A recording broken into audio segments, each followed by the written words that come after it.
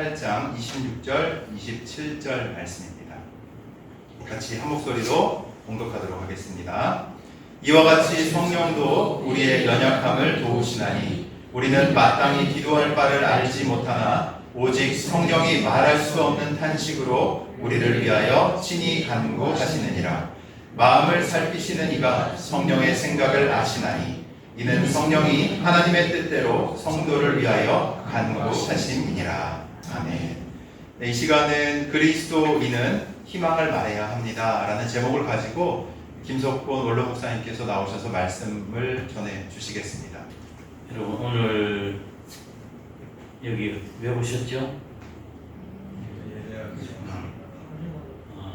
하나님의 크신 은혜가 너무 감사하고 또 찬양과 경배를 받으시기에 합당하신 하나님께 우리가 예배드리고 또 이 예배 가운데서 하나님을 만나고 하나님의 뜻을 발견하기 위해서 우리가 이 예배 자리에 앉아 있습니다. 그런데 우리 타락한 인생이 하나님을 알 수 있을까요? 타락한 인생이 하나님을 알 수 있을까요? 우리는 하나님을 절대로 알 수가 없습니다. 우리의 전인격적인 부패와 타락 때문에 그렇습니다. 그럼 어떻게 우리가 하나님을 알 수 있는가요? 제가 여러분에게 질문을 한번 해드리도록 하겠습니다. 제가 오늘 이 박스를 가져왔습니다. 이 박스 안에 뭐가 들어있을까요? 말씀 한번 해보실까요? 몰라요. 모르시죠. 예, 무엇이든지 어떻게 알겠습니까? 그런데 제가 이게 박스 안에 무엇이 들었는지 뚜껑을 열어가지고 여러분들에게 이게 보여드리면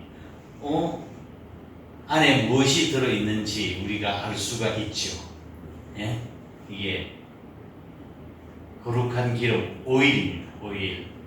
제가 현장 목회를 할 때 치유 사역을 하면서 성령님의 기름 부으심에 대해서 우리가 배우고 또 함께 실습했는데, 그래서 그때 제가 오일을 사서 보관하고 있다가 제가 설교 시에 설교 나가기 전에 귀 밑에 귓불에 바르고 또 입에도 바르고 손에도 바르고 해가지고 이 향기가 너무 좋아요. 네, 그래서 이 안에 오일이 들어있었다고 해요. 이렇게 뚜껑을 열어서 보여준다고 하는 말이 영어로는 reveal, 뚜껑을 열어서 보여준다. 그래서 revelation이라는 말은 바로 계시라고 하는 뜻입니다. 우리는 하나님을 알 수가 없는데 어떻게 알 수 있느냐? 하나님이 뚜껑을 열어 보여주시면 우리가 하나님을 어떤 분인가 알 수 있는 거예요. 그게 계시예요, 계시. 우리는 어떻게 하나님을 알 수 있는가? 계시를 통해서 하나님을 알 수 있습니다.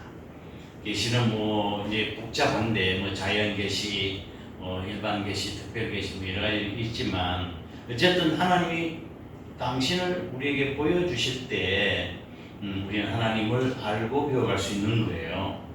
자, 구약 성경에서 구약 시대에서는 이스라엘 백성이 하나님을 어떻게 알았을까요?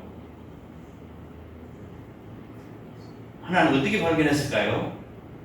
불꽃 가운데서 음성으로 모세야 하고 음성으로 들려주시기도 하고 환상을 통해서 하나님 어떤 분이신가를 보여주시기도 하시고 또 기적을 베풀어 주셔서 하나님은 위대하신 분이시구나, 전지전능하신 분. 어쨌든 하나님이 이렇게 계시를 통해서 이스라엘 백성들이 어느 정도 하나님을 알아갔습니다.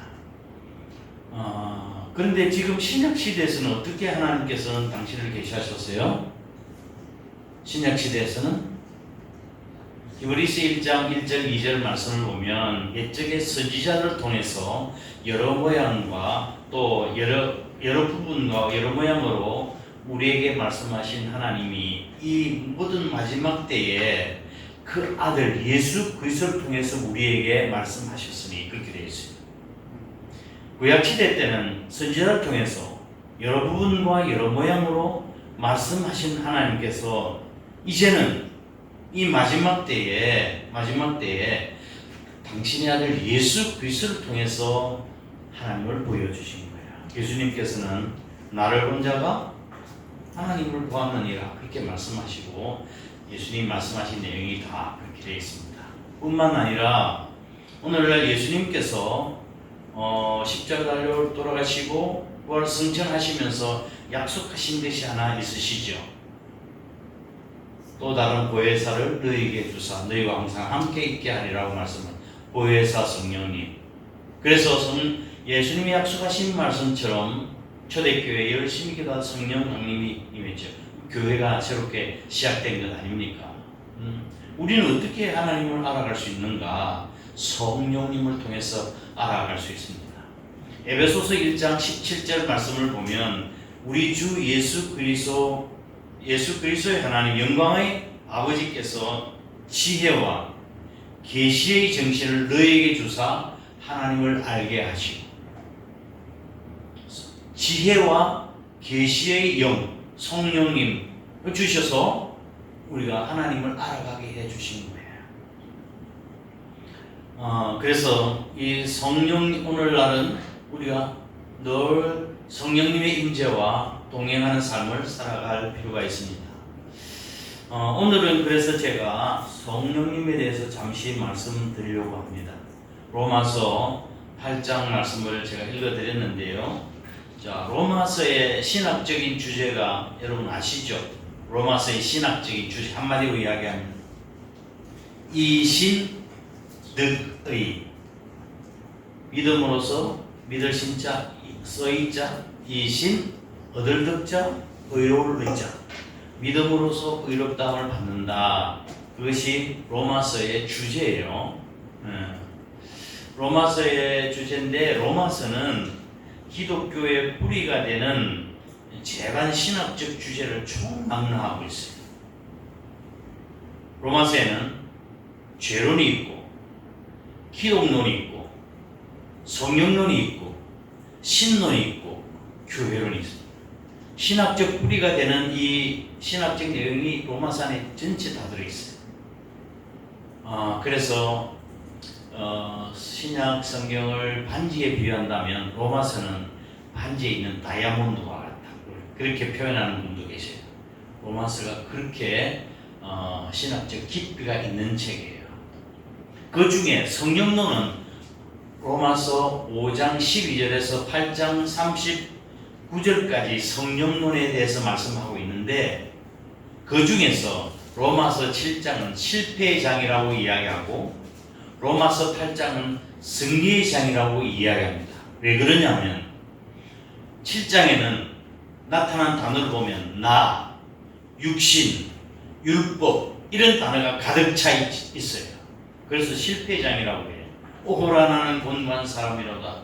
누가 나를 이 사망의 골짜기에서 나를 건져내랴. 사도 바울이 그렇게 탄식했던 거예요. 근데 로마서 8장은 승리의 장이에요. 승리의 장. 로마서 8장에는 성령이라는 단어가 가득 차 있어요. 제가 아마 다음 주에 또 바쁜 일이 있다고 해서 이제 설교하려니 보는데 다음에 설교할 때 로마서 8장에 성령이라고 하는 단어가 몇 번 나오는지 찾아보시면 좋겠습니다. 맞추는 사람한테 제가 선물을 드리도록 하겠습니다. 이거는 제가 여러분 읽어보시라는 뜻이에요. 네, 성령이 가득 차 있어요. 성령님과 우리 성도는 그리스도에는 불가분의 관계에 있어요. 불가분의 관계에 있다. 밀집한. 우리가 성령님을 떼놓고 그리스도인을 이야기할 수가, 성리로운 삶을 이야기할 수 없는 거예요.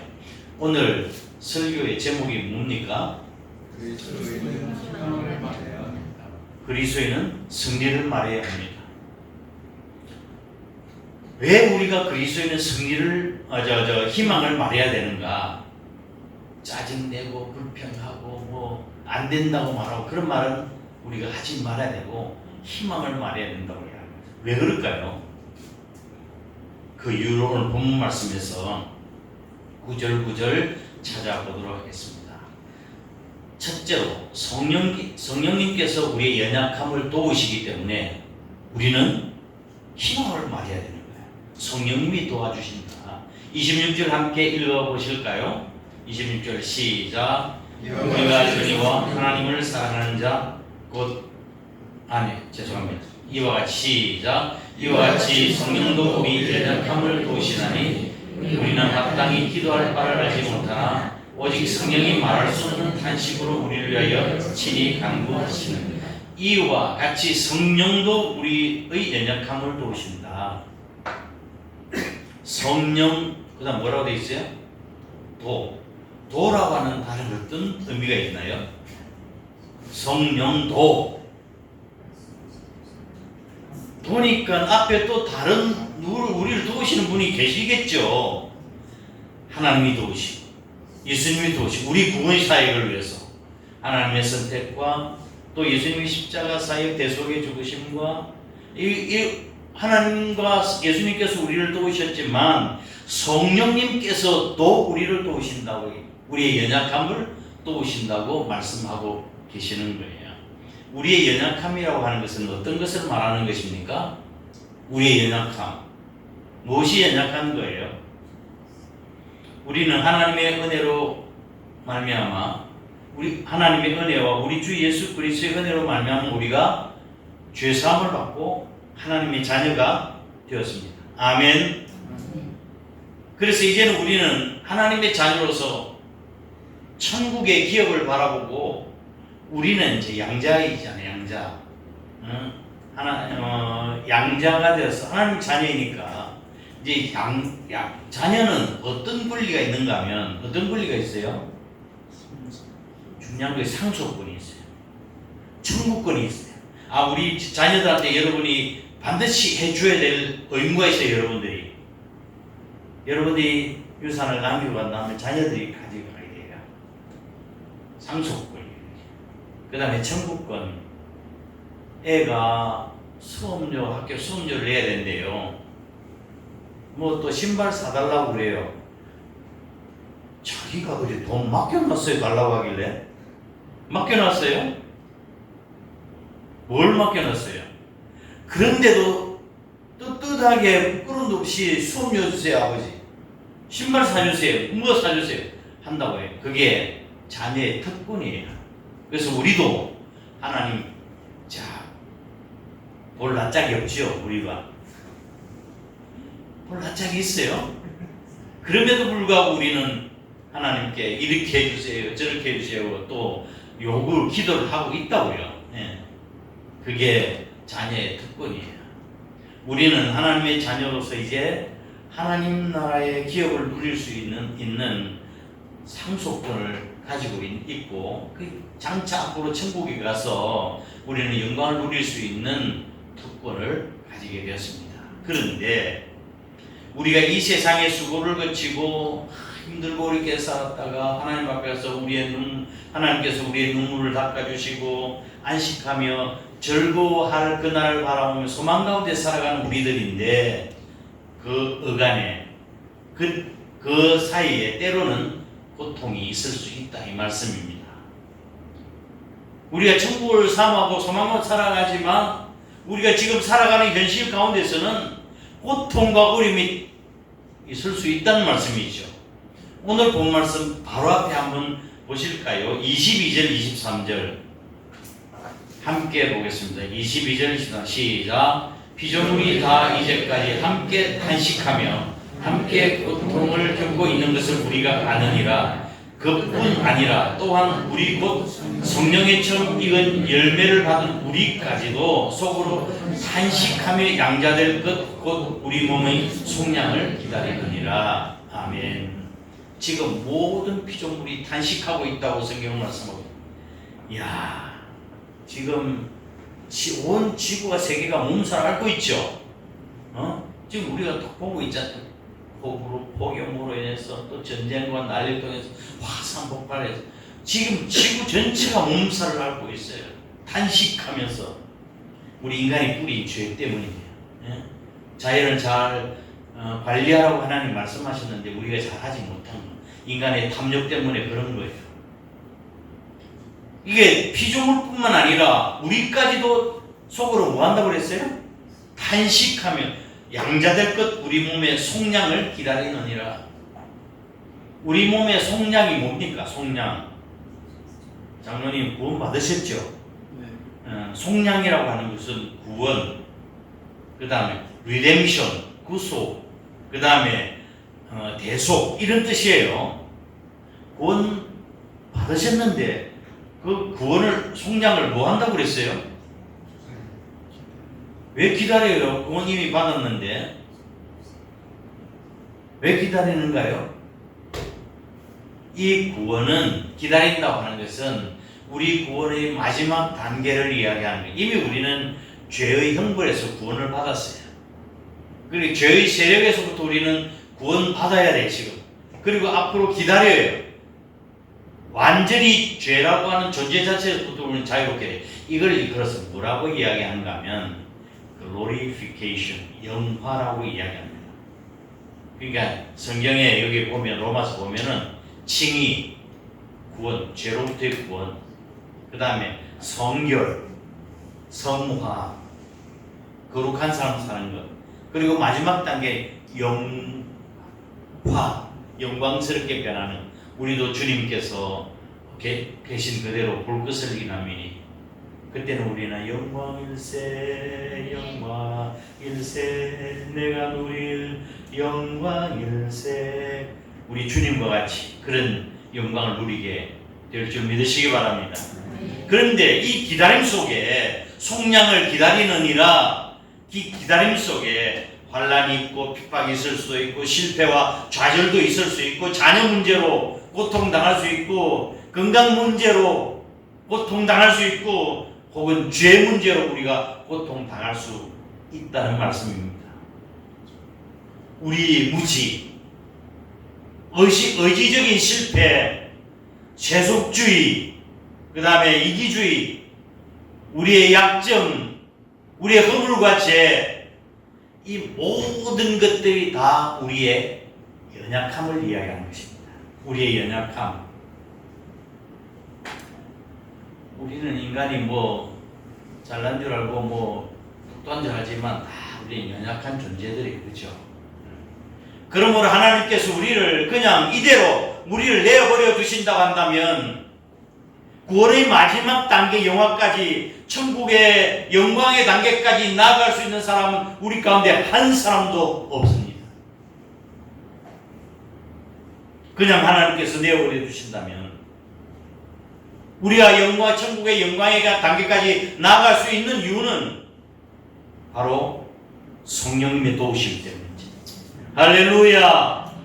성령님의 도우심 때문에 우리는 그날 영광스러운 날까지 갈 수가 있는 거죠. 성령님께서 우리의 연약함을 도우신다고 말씀하십니다. 이 약속의 말씀을 붙들고 사시기를 주의 이름으로 축원합니다. 하나님께서 우리를 연약함을 도우시는데 왜 안 된다고 이야기하고 왜 부정적인 이야기 해야 될 이유가 없겠죠. 두 번째로 우리 그리스도인이 희망을 말해야 되는 이유는 성령님께서 우리를 위해서 기도해 주시기 때문에 그렇습니다. 기도해 주시기 때문이다. 성경 말씀 중에서 로마서 8장 26절 말씀처럼 우리에게 위로를 주는 말씀이 또 있을까요? 옆에 있는 우리 성도들이 나를 위해서 기도해 준다. 너무 감사해. 집사님 내가 같이 기도할게. 우리 목사님이 나를 위해서 기도해 주신다. 얼마나 감사한 일이에요. 그런데 성령님께서 우리를 위해서 기도해 주신다고 하니 얼마나 감사한 일입니까? 그런데 성령님께서 말할 수 없는 탄식으로 기도하신다고 말씀하고 있습니다. 우리에게는 중보자들이 많죠. 우리 주변에 있는 나를 위해서 기도해 주는 중보자들이 있고, 특별히 하나님의 보좌 우편에서 우리 주 예수 그리스도께서 대제사장이 되셔서 우리를 위해서 중보기도하고 계십니다. 아멘. 그리고 또한 성령님께서 하나님 앞에서 말할 수 없는 탄식으로 우리를 위해서 기도하고 계십니다. 탄식하며 기도하신다고 하는 이 기도를 일컬어서 탄식 기도라고 합니다. 무슨 기도요? 크게 한번 해보실까요? 단식기도. 단식기도. 이 충청도 분이라 그런지 조금 이 반응 좀 느리고 따라한다고 속으로 들어가면 크게 좀 하십시오. 집에 가서 단식기도 하시려고 그러시죠? 예배 시간에 설교하면 여러분이 호응을 해주시면 설교에 힘이 나는 거예요. 할렐루야 하면 아멘 하고. 자, 단식 기도라고 하는 것은 우리가 슬플 때 어떻게 합니까? 웁니다. 통곡을 합니다. 그러나 더한 고통에는 눈물도 나질 않아요. 눈물도 나지 않아요. 통곡을 하다가 신음만 나옵니다. 집 좀 오래 다 잃어버리고 완전히 생활 터전까지 또 가족끼리 입은 사람도 있습니다. 보통 사람 같으면은 지금까지 울고 있어야 될 텐데 울지도 않고 울음도 안 나와요. 더 심한 고통에는 끙끙거릴 뿐이에요. 이 끙끙거리는 단식기도를 또 다른 말로 하면 신음기도라고 이야기합니다. 따라해보실까요? 신음기도. 신이라고 하는 뜻은 끙끙거릴 신자, 끙끙거릴 신자, 얼플 음자. 이게 신음기세요. 끙끙거리며 기도하는 내용이에요. 성령께서 우리 안에서 이렇게 신음기도 한다는 사실을 아시길 바랍니다. 그런데 언제 단식하실까요? 성령 단식하시는 경우는 하나님의 형상대로 지음을 받은 우리 그리스도인들이 하나님의 뜻을 따라 살지 못할 때 마음 아파하신 성령님께서 예수님의 보혈의 피로 죄사함을 받은 구원받은 하나님의 자녀들이 죄 가운데서 비틀거리고 방황하고 있을 때 어떻게 하면 안 되는데 단식하며 기도하시는 거예요. 또한 우리의 옛 성품을 버리지 못하고 내 육신대로 살고 정욕대로 살고 혈기도로 살아갈 때 성령님은 단식하며 기도하시는 거예요. 그리고 우리가 어려움을 당하고 고난당할 때 성령님은 단식하십니다. 그러나 우리가 찬양하고 기도할 때 내 안에 계신 성령님께서 우리의 기도를 축복해 주시고 기름 부어 주시고 기적을 계속해서 이루어 나가실 줄 믿으시길 바랍니다. 그런데 한 가지 중요한 사실이 있어요. 성령님께서 우리의 연약함을 도우신다고 하는 말씀에는 중요한 의미가 들어있는데 도우시나니라고 하는 단어는 죄송해요. 이건 여러분 몰라도 되는 거예요. 그렇지만 여러분이 이해를 좀 하시도록 제가 설명을 좀 해드리도록 하겠습니다. 헬라어로 이야기하면 순안티 람바노마이라고 하는 단어예요. 이 순이라고 하는 말은 함께라고 하는 말, 함께. 안티는 반대쪽, 그렇죠? 안티라. 내하고 저거 찬성하는 줄 알아요. 안티, 반대편, 저편 할 수 없는 쪽에 있는 사람. 람바노마이라고 하는, 이라고 하는 단어는 취하다, 가지다, 그 다음에 짐을 지다, 가볍게 하다, 그런 뜻이에요. 자, 함께, 내가 할 수 없는 일들을 함께 한다, 이런 뜻이죠. 그러니까 성도가 연약하여 단식할 때 성령님께서 우리의 성도들의 연약함을 담당해서 분담을 해서 성도와 함께 단식하며 기도하고 있다는 사실입니다. 성령님께서 우리가 기도하지 않아도 다 알아서 도와주신다는 의미가 아니에요. 집사님, 걱정하지 마. 하나님 다 도와주실 거야. 그 말 믿지 마세요. 응? 하나님이 알아서 다 도와주실 거야. 그 말 믿으시면 안 돼요. 언제 하나님께서 그렇게 도와주시고 함께 해주시는 거예요? 그렇죠. 우리가 기도할 때 와서 우리 짐을 같이 들어주는 거예요. 나는 아무것도 안 해도 하나님이 저절로 모든 걸 다 알아서 해주신다는 뜻이 아니란 뜻입니다. 돕기 위해서 우리 곁에 와 계시지만 우리가 기도해야만 하나님이 도와주실 수 있는 거예요. 기도는 성령님의 도움을 받기 위한 생명줄과 같은 것이다. 여러분이 성령님의 도우심을 받기를 원하신다면 기도하셔야 돼요. 기도할 때 하나님이 옆에서 도와주시는 거라고. 그냥 안 해도 하나님은 알아서 해주실 거라. 그런 의미가 아니란 사실 꼭 기억하시기 바랍니다. 기도 생활에 탈이 난 사람은 성령의 도우심을 받을 수가 없습니다. 기도가 고장나면 영혼은 점점 병이 들게 되어 있습니다. 제가 삼천포에서 목회할 때 지방의 목사님 몇 분이 교단총회를 다녀오셨습니다. 다녀오신 교단총회 올달에 오다가 진주 고속도로에서 차가 수십 미터로 굴 아래 떨어졌어요. 목사님이 여러 번 타셨는데 그래서 다 죽는 줄 알았답니다. 그런데 한 사람도 안 죽고 살아났습니다. 그런데 나중에 사람들도 깜짝 놀란 거예요. 경찰도 놀라고 차가 저렇게 부서졌는데 한 사람도 죽지 않고 다치지 않았다니. 나중에 어느 목사님의 간증을 들어보니 10명의 목사님 중에 한 분 목사님 어머니가 저녁 식사를 한 중에 계속 불안이 확 밀려 들어왔어요. 불안이 밀려 들어온 거예요.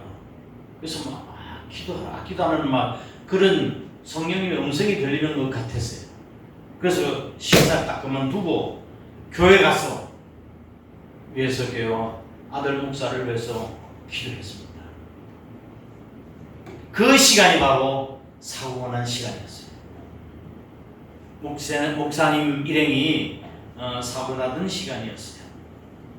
이 사건을 계기로 해서 목사님들이 중보기도의 능력을 체험하게 되어지고 개교회 안에서 중보기도 팀이 만들어지고 목사님과 교회를 위해서 열심히 기도하는 운동이 일어나게 되었어요.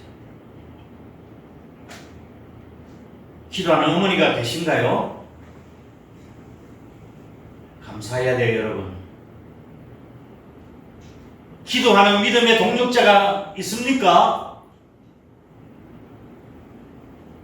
돈 빌려달라고 하지 말고 집사님, 권사님 좀 기도해 주세요. 이렇게 하세요.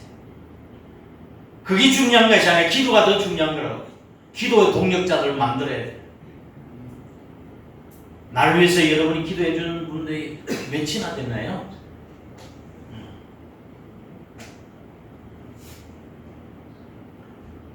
기도 열심히 하셔야 됩니다. 목사가 성공하기 위해서는 성공하기 위해서는 첫 번째 어머니의 희생적인 눈물의 기도가 있어야 돼요. 두 번째는 아내의 헌신적인 기도가 있어야 되고 또 열정을 가진 성도들의 기도가 있어야 목회자가 목회 사역에 성공할 수 있는 거예요. 여러분이 이 교회가 복음되고 또 담임 목사의 성공을 원한다면 여러분이 또 열심히 기도하셔야 돼요. 그리고 어머니가 나를 위해서 기도해 주신다. 놀라운 축복이에요. 자녀들 신앙으로 잘 양육하셔야 됩니다. 아멘. 우리 모두는 상처와 문제를 안고 사는 사람들입니다. 인생에 갑자기 들어닥치는 예상치 못한 그런 불상사, 영적으로 타락하고 범죄하고 난 후에 괴로움과 그 고통, 하나님 앞에 나와서 기도해야 되는데 막상 기도하려고 하니까 무슨 기도를 해야 될지 모릅니다. 어떻게 기도해야 될지 조차도 모를 때가 많습니다.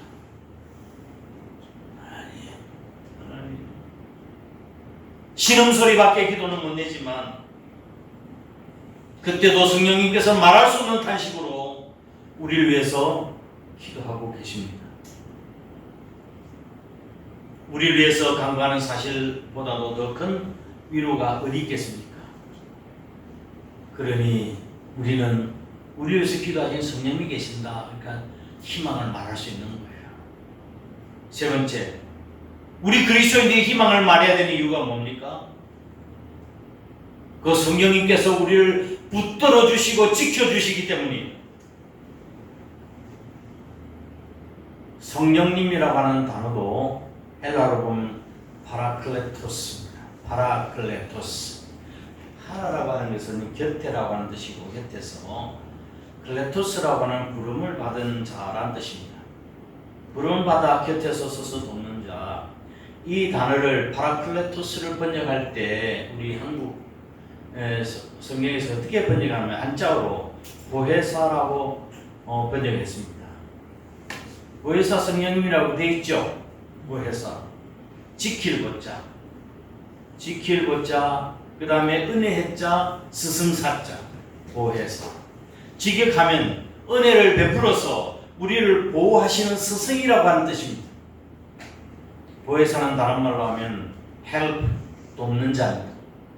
카운셀러, 우리 조언해주고 우리에게 좋은 말씀을 해주시고, 그 다음에 카운셀러, 그 다음에 컨포터, 위로해주시는 분, 중재해주시고, 티처, 가르쳐주시는 분, 보혜사라는 의미가 바로 그런 뜻이에요. 도와주시고, 위로해주시고, 카운셀러, 상담해주시고, 중재해주시고, 가르쳐주시는 분이 성령님이세요.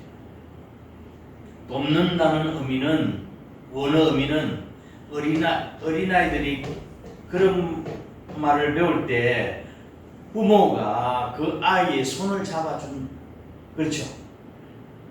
손을 잡아준다는 의미입니다. 옳지, 잘해. 한 발자국 됐다고 박수 치고 함께 몸을 거들어준다, 그런 뜻입니다. 돕는다, 그런 뜻이에요.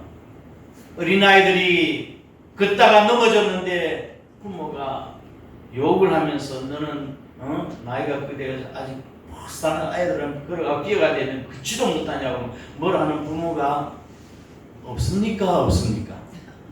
없습니다. 그런 부모가 없어요. 너 그럴 수 있어. 해봐. 내가 붙들어 줄게.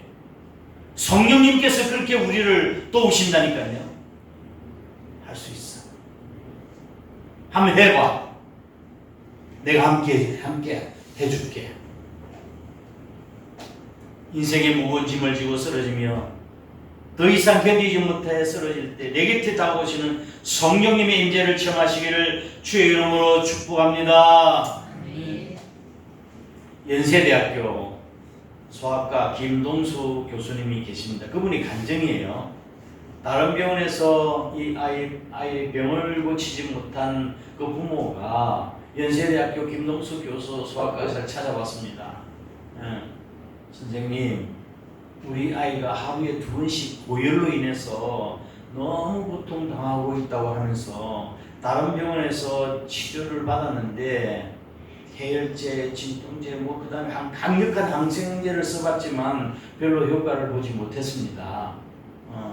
그래서 선생님이 병의 원인을 찾지 못해서 아이의 배를 갈라가지고 검사를 해봐야 되겠다고 이야기해서 어린아이의 배를 부모로서 도저히 가를 수가 없어서 선생님을 찾아왔습니다. 제발 좀 도와주세요. 그랬습니다.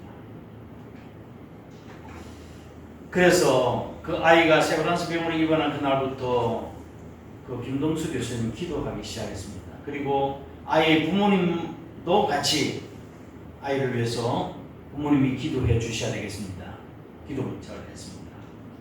그리고 난 뒤에 병원에 입원하면 진찰을 쭉 하면서 다행히도 발견한 것이 간 농량이라고 하는 병을 찾아냈습니다. 간에 고름이 끼어 거예요. 그것 때문에 열이 났던 거죠. 그래서 진단 결과에 따라서 저 앞에 있던 병원에서 그 다음에 치료했던 강력한 항생제를 처방을 했습니다. 치료를 하기 시작한 지 이틀 만에 열이 내리기 시작했어요. 그리고 2주 후에는 거의 정상이 되었고 한 달 후에는 아이는 완전히 회복돼서 퇴원을 했다고 합니다. 제자가 김 교수님에게 이렇게 물었습니다. 선생님, 지난번 다른 병원에서 똑같이 그런 강력한 항생제를 썼는데 그 병원에 왜 고치지 못하고 여기서 왜는 좋아졌습니까? 라고 물었습니다. 그때 김 교수님은 그 제자에게 이렇게 대답했습니다. 여기에서는 기도에 마이신을 썼기 때문이지, 그것도 용량의 2배나 강하게 썼거든 하면서 이런 말을 했습니다. 우리가 다른 사람을 위해서 일할 때 우리가 일하는 것이지만 우리가 다른 사람을 위해서 기도할 때 하나님께서 일하시는 거라네. 아멘. 따라 한번 해보시기 바랍니다. 우리가 일할 때는, 우리가 다른 사람을 위해서 일할 때는 우리가 일하는 것이지만 다른 사람을 위해서 기도할 때는 하나님께서 일하신다. 그렇죠. 다른 사람을 위해서 도와주고 일하는 것은 우리가 하는 것이지만 우리가 하나님 앞에 무릎 꿇고 그 사람 위해서 기도할 때는 하나님께서 하시는 거예요. 하나님은 전지전능하신 하나님이십니다. 인간에게는 크고 불가능한 것처럼 보인다 할지라도 하나님께서 모든 것이 가능한 줄 믿으시기 바랍니다. 근데 우리는 무거운 짐을 들고 갈 때 아예 이 짐을 없애주면 좋지 않을까요? 왜 하나님께서 이 짐을 주시고 또 무거운 짐을 주시고 또 뭐 도와주시고 그러시는가? 아예 처음부터 없애주시면 좋을 텐데 그렇게 생각하지 않으세요? 그러나 성령님께서 우리를 돕는 방법 중 하나는 그 짐을 없애주는 것이 아니라 그 짐을 같이 들어주시는 것입니다. 왜냐하면 이 짐은 어차피 내가 지고 가야 할 짐인 걸 아시기 때문에 그렇습니다. 저와 여러분에게 있는 여러 가지 인생의 무거운 짐을 지고 가면서 인생의 목표를 성취하고 하나님의 뜻을 성취하기 때문에 없애주지 아니하시고 같이 져주시는 것입니다. 말씀을 정리합니다.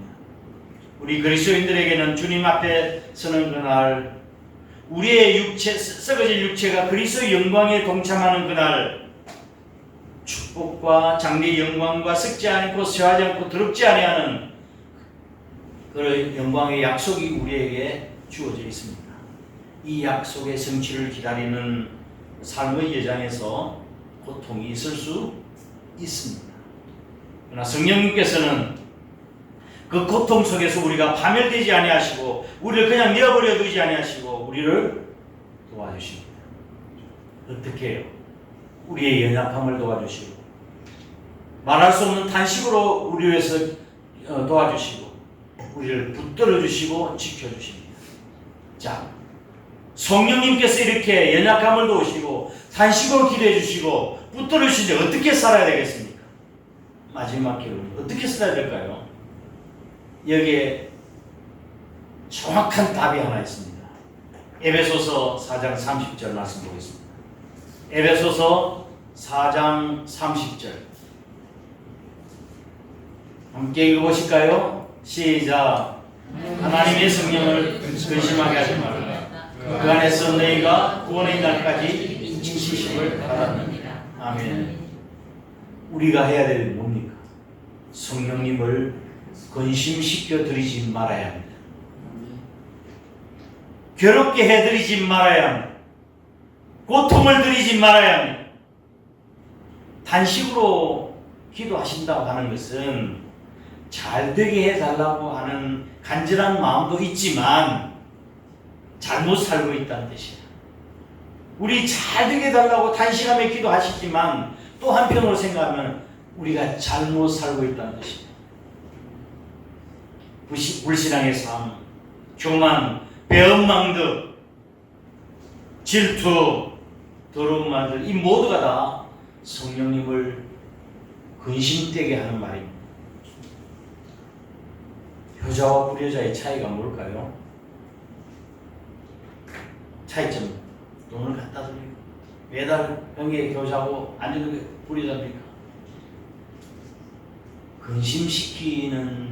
근심시켜드리는 자식은 불효자예요. 부모님을 기쁘시게 해드린 자는 이 효자예요. 신앙생활 잘하는 사람은 성령님을 기쁘시게 해드린 자예요. 순종하며 사는 자를 이야기합니다. 믿는다고 하면서 아무런 변화도 일어나지 아니하고 성령님을 모셨다고 하면서도 말씀대로 순종하며 살지 않는 것은 성령님을 근심되게 해드리는 일입니다. 우리가 깨어서 기도하고 성령의 인도하심을 따라 성기로운 삶을 살아갈 수 있기를 주의 이름으로 축원합니다. 축원합니다. 함께 기도하겠습니다. 잠시 통성으로 하나님, 우리 그리스도인이 내가 희망을 말해야 되는 이유가 무엇인가를 배웠습니다. 성령님께서 나를 연약함을 도와주시고 또 말할 수 없는 탄식으로 기도해 주시고 붙들어 주심을 믿고 감사합니다. 이제는 정말 우리 성령님을 근심되게 해드리지 말고 승리로운 믿음의 삶을 살아가게 해달라고 함께 동성으로 기도하겠습니다. 고마우신 아버지 하나님,